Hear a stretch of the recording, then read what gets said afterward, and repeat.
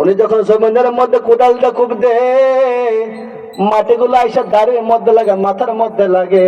ওই যে ছোট্ট জামিলা আয়সা তার এগুলো পরিষ্কার করে, মাথার মাটিগুলো পরিষ্কার করে ডাকতে বলে, বাবা কেন আপনি এত কষ্ট করে, কেন আপনি গর্ত খনন করেন? জোরে কন্যা সুবহানাল্লাহ। এরে জামিলা তো জানে না গর্তের মধ্যে সে জামিলাকে জিন্দা দাফন করা দেওয়া হবে। জামিলা বলো, গো আব্বা জান, আপনি কেন এত কষ্ট করে গর্ত খনন করো গো আব্বা জান? বলে জামিলা, যা তুই দূরে গিয়ে খেলাধুলা কর, তোরা আমি পর ডাক দেবো। এই জায়গার মধ্যে একটা কাজ আছে, এই জন্য গর্ত খনন করি। এই জামিলা তারা নিজের আঁচল দিয়া বাবার ঘাম গুলো এমন করে মহিষা দে, দাড়িগুলো পরিষ্কার করে দে। ভাই বললে, রে দাইয়া তারপরে কি করলি? বলছে, ইয়া রাসূলুল্লাহ, গর্ত যখন শেষ হয়ে যায়, বললাম জামিলা আমার কাছে আয়। আমার জামিলা আমার কাছে আসলো, আয়সা আবার দাড়িগুলো পরিষ্কার করে মাথাগুলো পরিষ্কার করতেছে, আঁচল দিয়ে আমার মুখগুলো মহিষা দিচ্ছে। বলছে, বাবা আপনি কেন এত পরিশ্রম করতেছেন, কেন আপনি গাতা করলেন? এই কথা বলতে দেরি হই, অন্য বিষয় টান দিয়ে আমি জামিনের গর্তের মধ্যে ফালায় দিই। জোরে কন্যা নাউজুবিল্লাহ। ও মাওলানা শুনুল্লাহ, ও বেলন্দপুর রহমাতাল শুনো গো মা, ওই সময় কি হইতো? কন্যাদের এত দাম দুনের কেউ দেয় নাই, আবার নবী কন্যাদের সম্মান বাড়ায় দিয়ে গেল। আজকে সেই নবীর জন্য তোমার মা মায়া লাগে না? টিকটক না ব্যস্ত হয়ে গেছো গো মা? দাহিয়া বলে, ইয়া রাসূলুল্লাহ, টান দেয়া জামিলার ঘরের মধ্যে ফালা দে, পা দিয়ে আমি ধরে ফেলে, মোড়া দেয়া ধরে ফেলি, দুদিক দিয়ে মাটি দেওয়া শুরু করলাম। জামিলা কান্না করে বলে, বাবা ও বাবা আপনি আমার ছাড়িয়া দেন, ও বাবা আপনি আমার জিন্দা খবর দিয়েন না, যদি আপনার মান সম্মান নষ্ট হয়, আমি কন্যা সন্তান দুনিয়াতে জন্মার কারণে, বাবা আপনি আমার ছাড়িয়া দেন, ভিক্ষা করে খাইব, তারপরে জীবনে কোনদিন আমি বাবা আপনারা বাপ বলে স্বীকার করবো না। জোরে কন্যা সুবহানাল্লাহ। ও বাবা আপনি আমার ছাড়িয়া দেন, জিন্দা খবর আমার দিয়েন না গো আব্বা জান, আমি এমন দূরে চলে যাব গো বাবা, কেউ আমার চিনবে না। ও বাবা আপনি শুনেন না,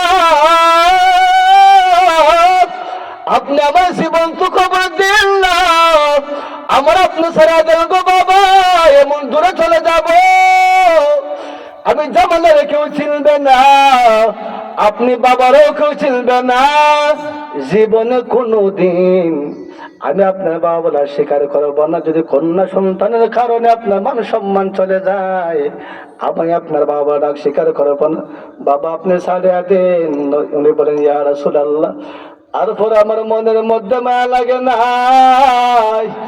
তাই এতুল কালবো কান্দে, আমার নবী চোখের পানি ফেলে কান্দে। ডাকতে বলে, রে তাহিয়া, এত পাষণ্ড কেমন করে হয়েছিলি, কেমনে তুই জীবন্ত কন্যার সন্তানকে দাফন করে ফেলাইলি? ডাক দিয়ে বলেন, ইয়া রাসূলুল্লাহ, পা দেওয়া মাটিগুলো দেওয়া শুরু করলাম, যখন মেয়েটার গলা পর্যন্ত হয়ে যায়, ডাক মারছে, বাবা এটা আপনি আমারে কি করলেন? ও বাবা আপনি আমার কি করতেছেন? একটু করে মায়া লাগানো আব্বা জান, আমার মা কেমন করে মন মানাইবে? ও বাবা আপনি আমার ছাড়িয়া দেন, আমার আপনি জীবন্ত খবর দিয়েন না, আপনি আমার ছাড়িয়া দেন গো বাবা। উনি বলেন, ইয়া রাসূলুল্লাহ, আমি যখন রাতের বেলা ঘুমাইতে যাই, আজ আমার মেয়ের ডাকটা আমার কানের মধ্যে বাইসা ওঠে, আমি রাতের বেলা ঘুমাইতে পারি না, আমি যেন দেখে আমার জামিল এখনো আব্বা বলে ডাকতেছে, আমার তোমার ডাকতেছে। ও নবী আমি ঘুমাইতে পারি না, আমি আমার জামিলারে, এত সুন্দর চেহারা, এত সুন্দর চেহারা, মানুষ আমার দীক্ষার দেবে জন্য তারা আমি জিন্দা দাফন করে ফেলাইছি। তবে আপনি বলেন না, যখন একটা চিল্লে মারলো, ডাক দিয়ে বলছে, বাবা আমার মন সাক্ষী দে, আপনার মতো পাষণ্ড বাবা দুনিয়াতে আর কেউ জন্মাবে না। কথা কোন ঠিক না বেঠে? ইয়া রাসূলুল্লাহ, যদি আল্লাহ আমার সব গুনাহ মাফ করবে, নবী সব গুনাহ মাফ করে দে, মনে হয় গুনাহটা আল্লাহ তাআলা আমার মাফ করবেন না। ও নবী আমার শুনুন না, আজ আমি যখন রাতের বেলা ঘুমাইতে যাই, ওই জামিলার কান্নার আওয়াজ আমি ঘুম থেকে লাফ দিয়ে যাই গেছা, ডাক দা বলে যে বাবা কেমনে আমি পছন্দ হইলেন গো বাবা, কেমনে আমি জামিলার ফাতর দিয়া দুনিয়া থেকে বিদায় করে দিলেন। নবীও কান্না করে, দাহিয়াতুল কালবও কান্না করে, চোখের পানিগুলো টপ টপ করে জামিলার মধ্যে পড়তেছে। নবী আমার বলে দাহিয়া হাতের মধ্যে হাত রাখ, কালিমা তৈয়বাটা পড়ে আলো, তোর চোখের পানির বদলতে আল্লাহ তাআলা তোর জামিলার হত্যার গুনাহ মাফ করে দিয়েছে। আর জোরে কন্যা সুবহানাল্লাহ। কুল ইয়া ইবাদিয়াল্লাযীনা আসরাফু আলা আনফুসিহিম লা তাকনাতু মির রাহমাতিল্লাহ ইন্নাল্লাহা ইয়াগফিরুয যুনুবা জামিআ ইন্নাহু হুয়াল গফুরুর রাহিম। আল্লাহ জানাইছে বন্ধু আমার, গুনাহগার বান্দা বান্দিগুলোর জানাই দিও টেনশন না আনার জন্য, ঘাবড়াইবা না আনার জন্য। এরে দুনিয়ার মুসলমান আল্লাহ তাআলা আমাকে বানাইছে জাহান্নামের যাওয়ার জন্য না, বড় দয়া করে বড় মায়া করে বানাইছে।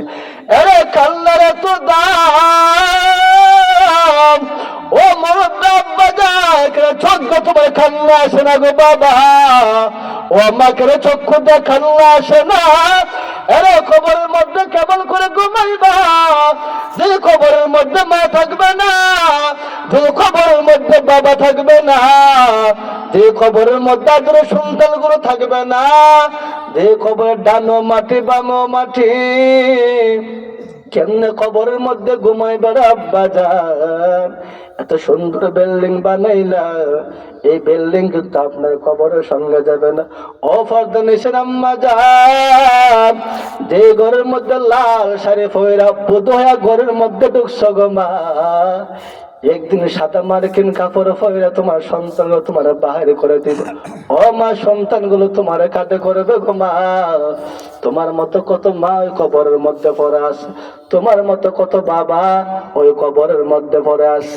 আরে যুবক ভাই শোনো, পায়ে ধরে বইলে যাই রে যুবক ভাই, গুনাহ করবে না যুবক, গুনাহ করবে না। এরে খবরের আযাব সহ্য করতে পারবে না রে যুবক। আল্লাহর পয়গম্বর বলেন, قال النبي صلى الله عليه وعلى آله وسلم لو أن دلبل من غساق يهرق في الدنيا لنطعن أهل الدنيا। যদি জাহান্নামের এক বালতি ফুস আল্লাহ দুনিয়াতে ডাইলাইতো, জাহান্নামের এক বালতি ফুসের মধ্যে এত দুর্গন্ধ, দুনিয়ার সমস্ত মাখলুকাত মৃত হয়ে যাইতো। জোরে কন্যা নাউজুবিল্লাহ। এরে কেমনে কবর আযাব সহ্য করবা? কেউ কবরের মধ্যে যাবে না রে আব্বা জান। তোমার মতো কত বাবা কবরের মধ্যে পড়ে আছে। ও মুরব্বি আব্বা জান, কান্না করবে গো বাবা, বলবা মালিক আমার ঘরে খালাতে ফিরা দিও না, সংসার সংসার কইরা জীবনটা কাটাই দিলাম রে আল্লাহ। এই দুনিয়ার মায়া মহব্বত পড়ে জীবনটা কাটাই দিছে রে মালিক।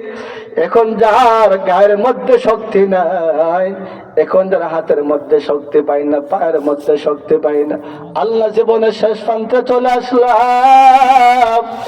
জানি না কোন দিন যে মাইকের মধ্যে এলান হয়ে যায়, কবরের মধ্যে চলে গেলে এই গুনাহ না কবরের মধ্যে গেলে রে মালিক কবর যে আমাদেরকে ছাড়বে না।